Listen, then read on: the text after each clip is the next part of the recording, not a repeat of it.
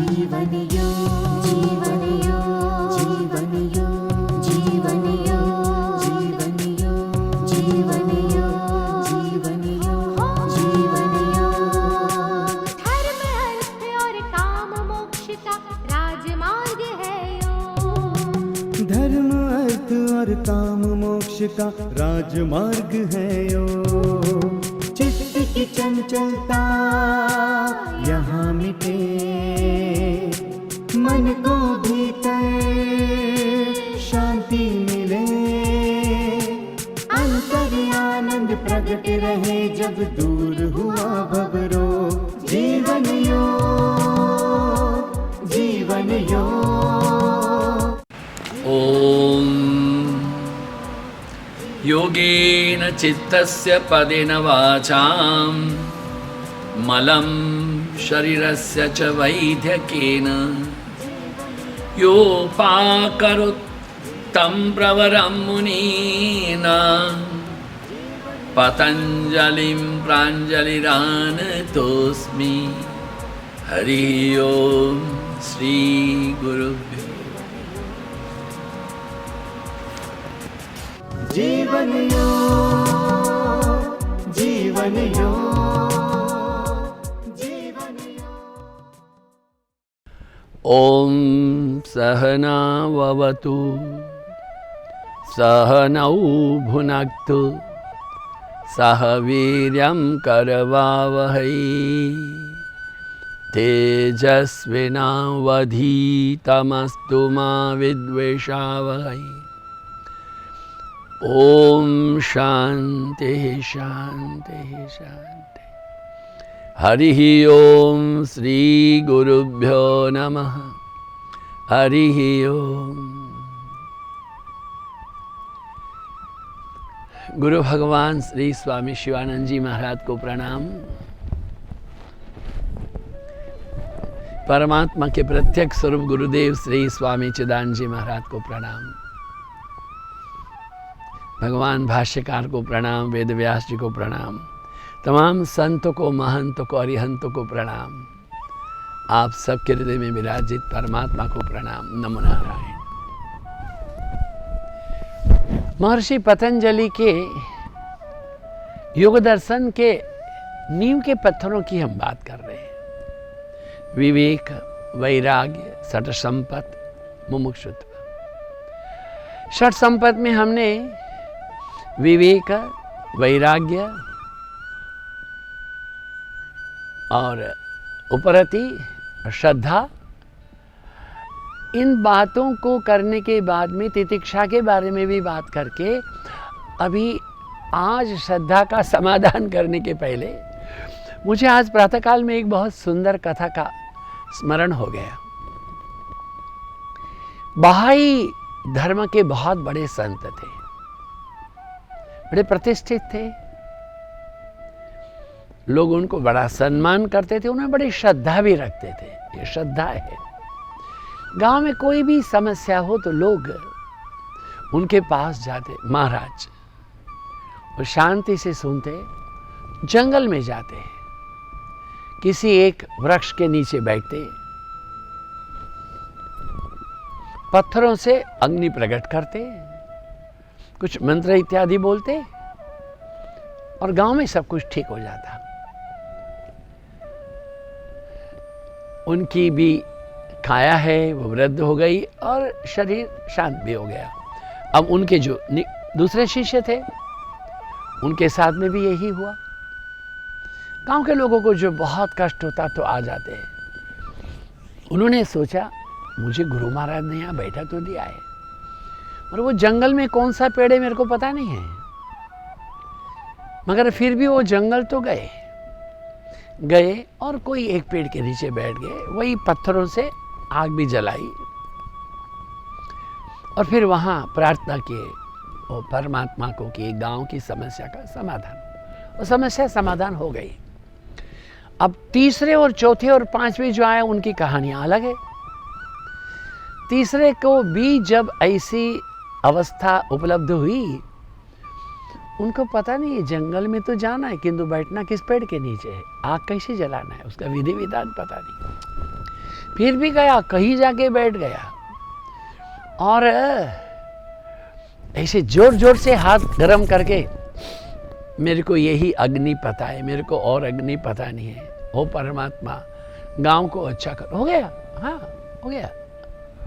अब जो चौथे रहे, बोले जंगल में क्यों जाना है भाई, परमात्मा तो सर्वत्र है। और कौन सा पेड़ ये भी मुझको पता नहीं, कौन से मंत्र ये भी मुझे पता नहीं, और आग जलाने की विधि तो पता है ही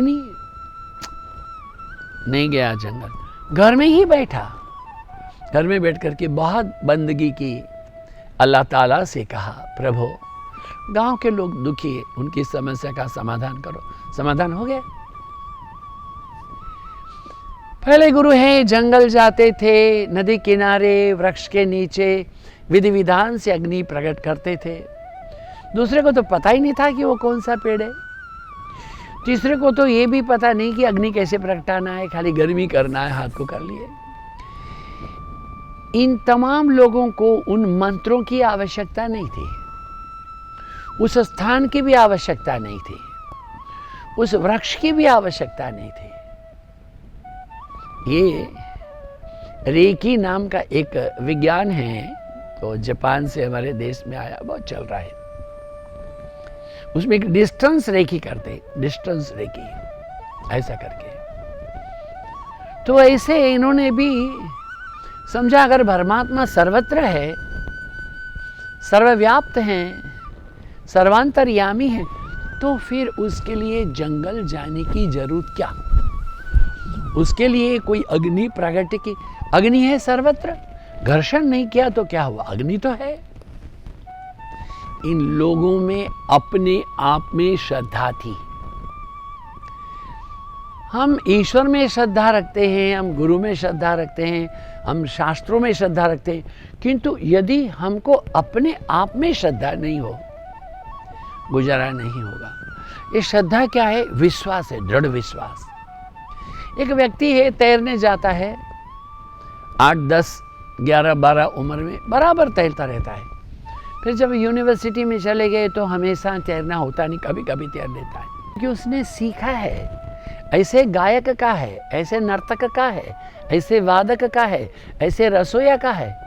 कुछ दिन अगर आपने नहीं किया, किंतु आपने जो पहले किया है उसमें आपकी आधिपत्य थी, इसलिए आपको ये ज्ञात है कि मैंने ये किया है, मैं कर सकता हूँ, बस कर देगा वो। मगर किसी ने कभी नहीं भी किया है, मगर उन्होंने किया था, तो मैं क्यों नहीं कर सकता, वो भी कर देगा। श्रद्धा तो यही है। श्रद्धा है अज्ञात में विश्वास, जो दृश्यमान नहीं है फिर भी उसमें विश्वास है। श्रद्धा और भक्ति दोनों साथ में ही बोलते हैं। श्रद्धा रुझान पैदा करती है और श्रद्धा है वह भक्ति उत्पन्न करती है। आश्चर्यजनक, beyond imagination when you are having a faith. श्रद्धा पर्वतों को भी हिला सकती है।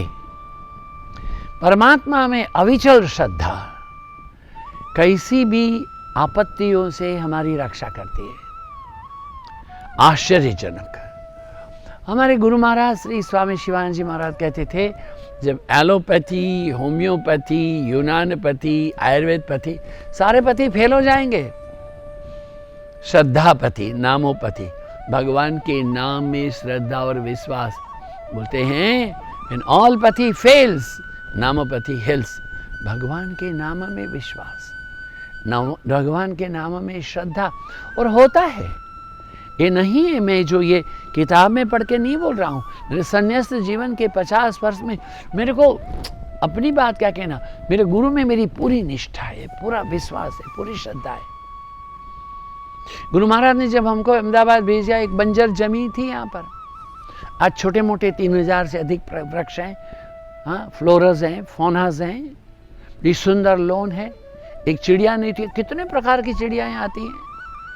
क्योंकि मेरी जो अपने गुरु में जो निष्ठा रही, मेरे गुरु में अपनी श्रद्धा रही और मेरे अपने आप में विश्वास।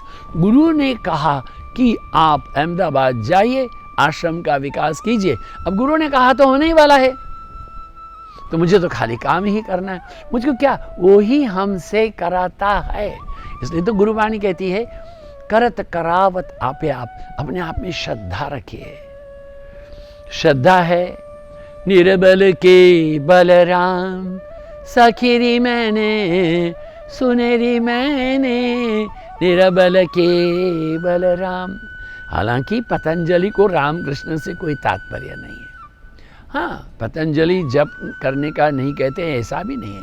उन्होंने कहा है तदर्थम, हाँ, वो हमारे ओमकार के बारे में क्या कहा है, तज्जप तदर्थ भावनम, उसका जप करो। तो पतंजलि को जप से आपत्ति नहीं है, किंतु उनको किसी से भी आपत्ति नहीं है, किंतु वो राम कृष्ण दुर्गा काली गणेश है, उनका यहाँ आधार नहीं, केवल विज्ञान को लेके चलते हैं। इसलिए जो श्रद्धा है, आत्मविश्वास हमें अपने आप में चाहिए।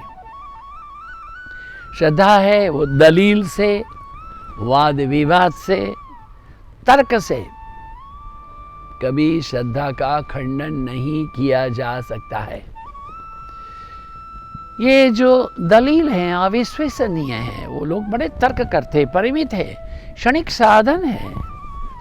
अरे श्रद्धा तो परमात्मा को देखने के लिए टॉर्च लाइट के समान है, सर्च लाइट के समान है। और जब हमारे जीवन में से श्रद्धा उड़ गई,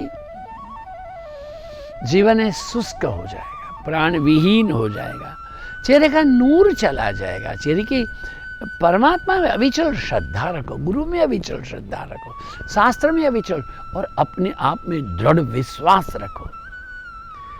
तब ये श्रद्धा बिना का जीवन जो अनाथ बन गया है, उस पर नाथ की कृपा हो जाएगी। श्रद्धा का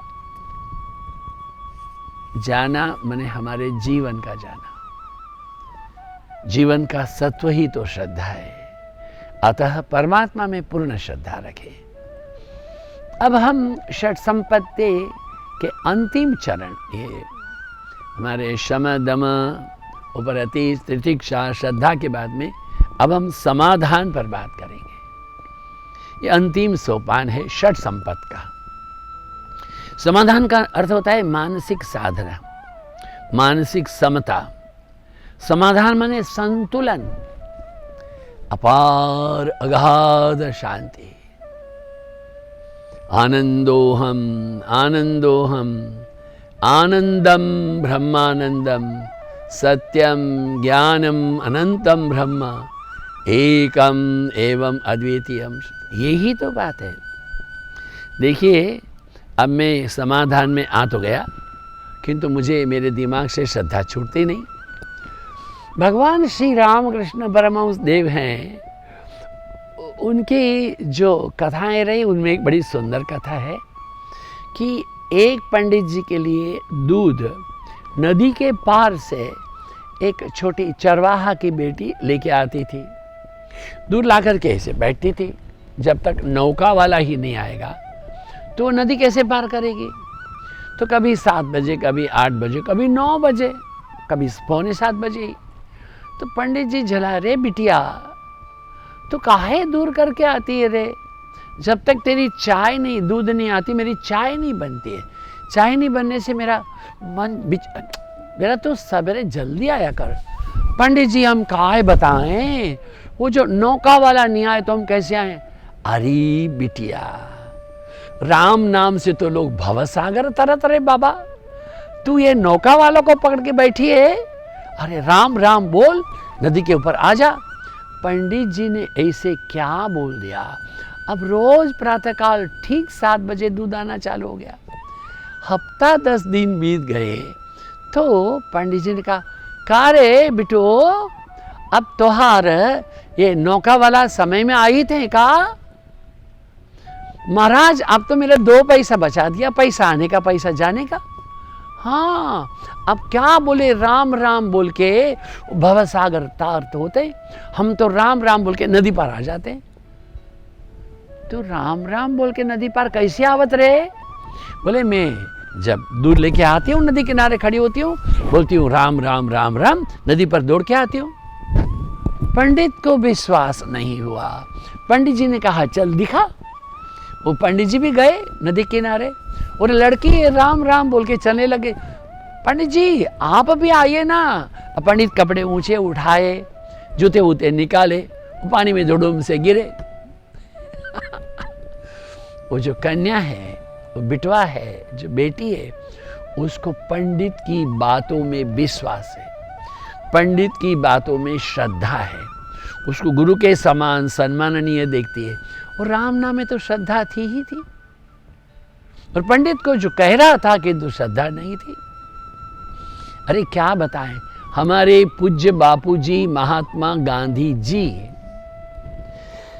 स्कूल जाने से डरते थे, कहते थे नहीं जाऊंगा। स्कूल का समय होना रोना चालू। उनके यहाँ एक सेवादार थी महिला, का नाम रंभा था। अरे मोहन तुम क्यों रोते हो? रास्ते में पीपल में पेड़ में भूत है। अभी देखिए वो कहे, देख बोल राम।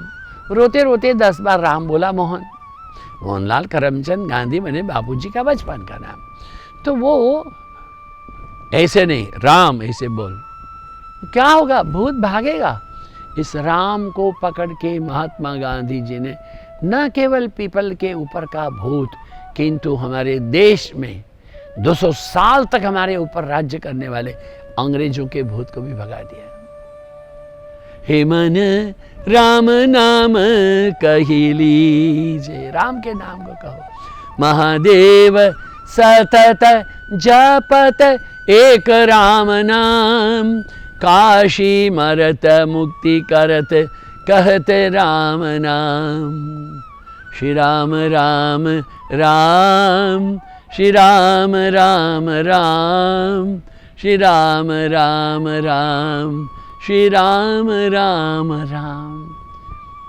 पत्थरों पर राम राम लिखा गया, पत्थर तैर गए। अब हमने सुना है कि भगवान ने भी सोचा क्या ऐसा होता है? राम राम बोलने से एक पत्थर उठा करके रखा तो डूब गया। हनुमान जी दूर बैठ के देख रहे थे। प्रभु को शंका थी कि मेरे द्वारा, किंतु उसके ऊपर राम लिखा ही नहीं था तो कैसे जाए? श्रद्धा मजबूत हो जाए, श्रद्धा की नींव गहरी हो, तभी ही समाधान होता है। और वो क्या है कि शब्दम उपरति तितिक्षा, श्रद्धा के अभ्यास का फल ही तो समाधान है। मन को विषयों के प्रति भटकने के लिए नहीं देना, मन को आत्मा में ही लीन करना, उसी का नाम समाधान है। आत्मस्थता या आत्मस्थिरता है। आत्मसंस्थम मनः कृत्वा न किंचित अपि चिंतयेत। श्री शंकराचार्य जी महाराज वो अपने आत्म अनात्म विवेक में रखते हैं, जब श्रवण और मनन में लगा हुआ मन किसी भी कारण विषय पदार्थों और वासनाओं की ओर भटकता है, तब पदार्थ और वासनाओं को निरर्थक जान करके श्रवण मनन निधिध्यासन तीनों के अभ्यास में वापस पुनः आता है। ध्यान दें, काफी लोग हैं, टूर में जाना है तो अपने एक टैक्सी वाला बना हुआ है तो उसको फ़ोन कर देते, देखो भाई सुखलाल जी, ये हमारी सवेरे 4:50 में ट्रेन है तो 4 बजे आइए। हाँ साहब आ जाऊँगा। उसको पता है वो 4 बजे आने वाला है, क्योंकि श्रद्धा है, वो कभी फेल नहीं हुआ, हमेशा आता है। यही बात है कि जब कभी भी जाना है साल में दूसरे दफे, फिर वो सुखलाल जी को ही याद करते हैं। एक बार आपने अपने जीवन में ये श्रवण मनन निधिध्यासन को पक्का कर लिया। श्रवण टू लिसन, मनन टू थिंक, निधिध्यासन टू बिहेव, एटीट्यूड। तो क्या है कि यह मन जब वापस नहीं आएगा, उसका नाम कहते हैं समाधान। ऐसा मन संसारी सुख के प्रति उदासीन हो जाएगा और दुख भी में चिंता के मुक्त हो जाएगा। को पता है even this will pass away, faith. एक पिताजी थे, उनकी मृत्यु हो गई। मृत्यु के बाद में दोनों भाई ने बंटवारा किया। 2 कोठी, एक तुम्हारी एक हमारी, 2 रोल्स रॉय, एक तुम्हारी एक हमारी, 10 करोड़ रुपया है, 5 करोड़ तुम्हारा, 5 करोड़। सब कुछ होने के बाद में पिताजी का तकिया खोल के देखा, रुई में 2 अंगूठी निकली। एक हीरे की थी चमकदार, और दूसरी सादी चांदी वाली थी। वो चांदी वाली में लिखा था, even this will pass away, यह भी गुजर जाएगा। अब जो हीरे वाली, जो अंगूठी वाले के जीवन में कितनी आपाधापी उठपटांग होती रही, वो दुख में दुखी भी होता था, अपने आप को कोसता भी था, किंतु छोटे भाई के जीवन में कभी आपत्ति आई तो देखता था, even this will pass away, यह गुजर जाएगा। It's not an permanent problem, it's a temporary, बादल आया है छट जाएगा। तो अपने आप ही उसको श्रद्धा थी, विश्वास थी गुरु के वाक्य पर, अपने पिता के वाक्य पर। अंगूठी में लिखा है उस शास्त्र के वाक्य पर। जब तक साधक को चारों ओर आसक्ति है तब तक श्रद्धा नहीं हो सकती है। उसको आसक्ति रहित होना चाहिए। उसको ये मुझे पसंद है, ये ना पसंद है, ऐसा नहीं होता है। उसको स्पृहा भी नहीं है, उसको कोई तिरस्कार भी नहीं है, उसको अगाध शांति है, मानसिक शांति है। और वह इसलिए नेपोलियन ने कुछ अंश पर ये शास्त्र का समाधान किए।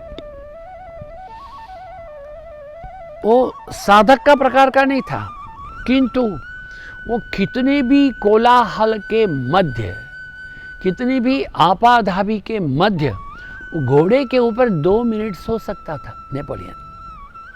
लेकिन भगवान ने कहा, अपने मन को संपूर्ण संतुलन में रखिए।